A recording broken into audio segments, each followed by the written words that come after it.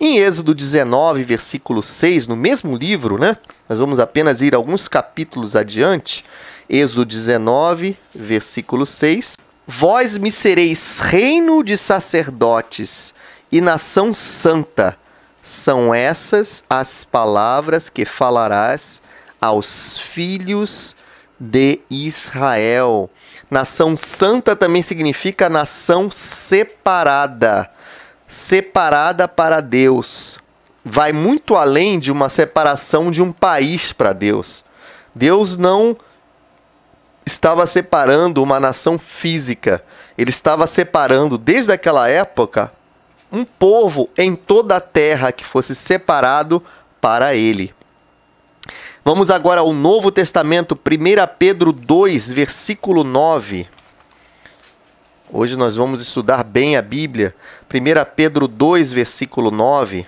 Porém vós sois geração eleita, sacerdócio real, nação santa, povo de propriedade exclusiva de Deus, cujo propósito é proclamar as grandezas daquele que vos convocou das trevas para a sua maravilhosa luz. Aqui diz que vós sois geração eleita, sacerdócio real. Você não é só sacerdote, mas também você é um rei na presença de Deus, nação santa, povo de propriedade exclusiva de Deus.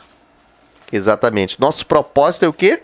Proclamar as grandezas daquele que vos convocou das trevas.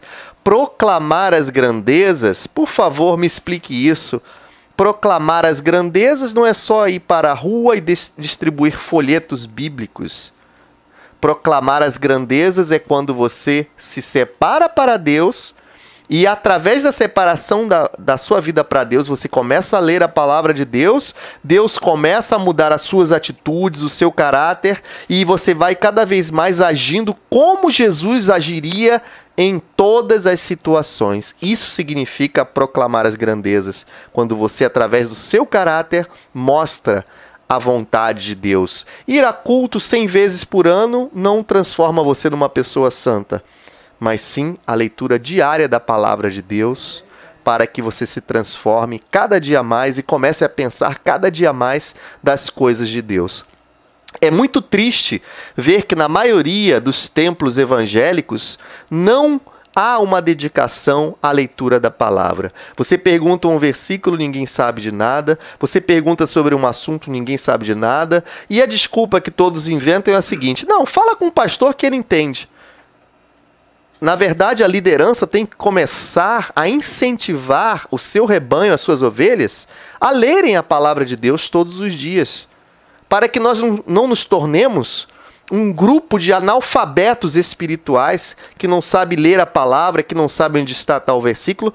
Deus não te pede para que você memorize os versículos da Bíblia. Deus te pede para que você leia a sua palavra todos os dias e peça a graça de Deus para vivê-la. É isso que Ele te pede. E vamos abrir também em 2 Coríntios 6, 18. 2 Coríntios 6, versículo 18. Serei vosso pai e vós sereis para mim filhos e filhas, diz o Senhor Todo-Poderoso. Tendo, pois, amados... é só esse mesmo versículo. Serei vosso pai e vós sereis para mim filhos e filhas, diz o Senhor Todo-Poderoso. Depois nós vamos ver os outros versículos que vêm anteriormente, mas aqui Deus está falando que eu serei vosso pai e vós sereis para mim filhos e filhas, né?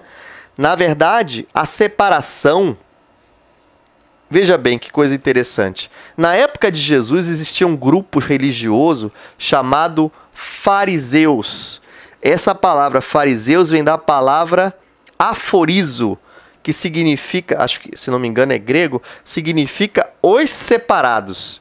Na verdade foram os fariseus, um grupo religioso da época que foi responsável, um dos grupos religiosos da época, que foi responsável pela oposição ferrenha, pela oposição violenta a Jesus Cristo.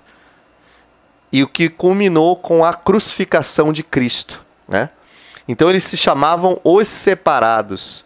Os fariseus eram um grupo religioso da época que, além de seguirem a lei no Velho Testamento, né? O que acontecia? Eles criaram regras, tradições, além do que já tinha sido dado por Deus no Velho Testamento. Criando uma série de ritos, uma série de regras que nada tem a ver com a palavra de Deus. Então, santificação é separar-se do que desagrada a Deus. Isso é que significa santificação. Já falei e repito, santificação não é uma roupa que você veste, santificação não é o comprimento da sua roupa ou a cor da sua roupa ser branca, mas santificação significa separar-se daquilo que desagrada a Deus. É simples. Você ouve a palavra de Deus, você obedece a palavra de Deus e você começa a viver em cima dessa realidade. Obviamente, se você não tiver nascido de novo, isto é, não tiver entregue a sua vida a Jesus, vai ser impossível você se santificar, porque a santificação depende do novo nascimento. Se você não nascer de novo, realmente vai ser difícil se santificar. Então, santificação é separar-se do que desagrada a Deus. Vamos abrir em 2 Coríntios 6, versículo 17, que vem antes, né, do versículo 18 que nós acabamos de ler. Por isso, retirai-vos do meio deles, separai-vos, diz o Senhor, não toqueis em coisas impuras, e eu vos receberei. Retirai-vos do meio de quem? Aqui a Bíblia está se referindo a uma ligação que há entre a luz e as trevas. É isso que diz a palavra de Deus. Quando fala retirai-vos do meio deles, não é você se retirar do convívio com as pessoas. Se fosse assim, nós teríamos que sair do planeta ou ir para outro planeta, e mesmo assim não haveria vida habitável lá, né? Mas o que acontece? Separar do meio deles é o quê? Você começar a viver uma nova realidade de acordo com a palavra de Deus. Isso é que significa se separar para Deus, né? Retirai-vos do meio deles, separai-vos, não toqueis em coisas impuras, e eu vos receberei. É necessário que aquele que serve a Deus se separe para ele, né? E essa separação, ela na verdade se refere a começar a obedecer a palavra de Deus.